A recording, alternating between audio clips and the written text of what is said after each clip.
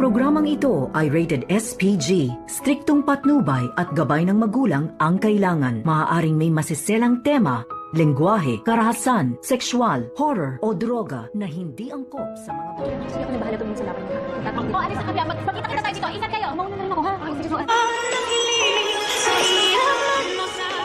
Sinamahan nga itong si Annalyn nila Nurse Karen at Evan dito papunta sa Apex Hospital at nang makarating na nga sa Apex ay dito naman na nasa lubong nila itong si Joanne at itong si Yula. At dito nga nalaman dito ni Annalyn na nawawala nga itong si Zoe nung oras sa trabaho. At dito na humingi ng tulong itong si Annalyn sa kanyang mga kaibigan na kung pwede ba daw siyang tulungan na makahanap ng ebidensya na magpapatunay na nagsisinungaling nga ito si Zoe at umalis sa oras na iyon. At dito naman na sinabi ni Yula dito kay Annalyn na siya na daw ang bahala kumalalkal sa locker dito ni Zoe nang sa ganun may mahanap siyang ebidensya. At dito naman na sinabi ni Joanne na sasamahan niya itong si Annalyn na hanapin naman itong si Zoe. Samantala sila Karen at Nurse Evan ay nagtanong-tanong na rin sa mga kakilala kung saan nagpupunta itong si Zoe. At dahil marami na nga ang tumulong dito kay Annalyn na makahanap ka ng ebidensya, ay dito naman natagpuan ni Yula sa locker ni Zoe ang nakatagong DNA test result. Subalit wala nga dito ang DNA ni Zoe dahil hawak nga ito ni Moira. Subalit sapat ito na itanong dito ni Annalyn kay Zoe na kung yun ba ang dahilan na kung bakit nawawala ngayon itong si Don Pepe. At hindi na nga makadinay itong si Zoe dahil huling-huli na nga ito.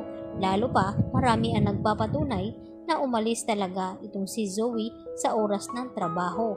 At pati nga itong si Dr. Rado ay alam niya na iniwan ni Zoe ang kanyang trabaho dito kay Dr. Ramos. At nagtaka itong si Doc Roy Meneses na kung bakit biglang nawawala itong si Zoe at kung saan nagpupunta. Lalo pa ngayon na siya ang unang huli na nakausap dito ni Don Pepe. Kaya magkakaroon naman ng pagdududa ang mga ito na dapat pagdudahan talaga itong si Zoe na baka may kasabwat talaga ito sa pagkawala o may kinalaman dahil nawawala itong si Don Pepe. Kaya agad naman na hinahanap ngayon ni Carlos itong si Annalyn dahil nawawala nga ito sa East Ridge.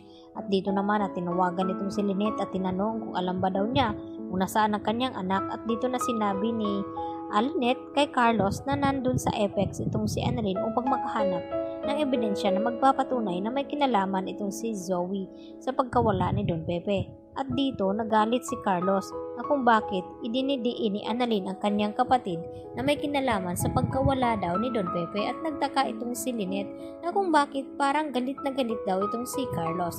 At hanggang sa narinig ni Carlos ang boses ni Aling Susan. At dito nagtanong itong si Carlos na kung bakit nandoon daw sa pamamahay niya ang mga ito. Ano daw ang ginagawa. At narinig naman ni Aling Susan at Josa. At dito naman nagalit sa Aling Susan dahil kanina pa daw nanggagalaiti sa galit itong si Carlos. At tinanong ni sa Aling Susan itong si Lynette na si Carlos ba ang ayaw silang papuntahin dito sa pamamahay. At dito naman na itinatanggi ngayon ni Lynette na hindi ang ibig sabihin na gano'n ni Carlos. Subalit yun naman talaga ang tumbok ni Carlos na masyado nga itong makasarili at ayaw niyang kung sino-sino ang pupunta sa bahay niya. At dito naman nakilala ni Moira itong kanilang bagong kakampi na ipinalit doon sa pinaslang ni Balahadja dahil sa pagtraidor nito na gustong pakawalan itong si Don Pepe. At siguraduhin ni Moira na kung loyal ba daw talaga ang taong ito kaya maipapagawa nga siya nito upang siguraduhin kung mapagkatiwalaan nga ba itong kanyang kakampi. Kaya kung anong man ang papagawa nito, baka manmanan ang mga kilos dito ni Carlos dahil alam niya na may alam na nga itong si Carlos. Yan ang ating katutukan mamaya kung makadinay pa itong si Zoe. Dito lamang yan sa Abot Kamay na Pangarap.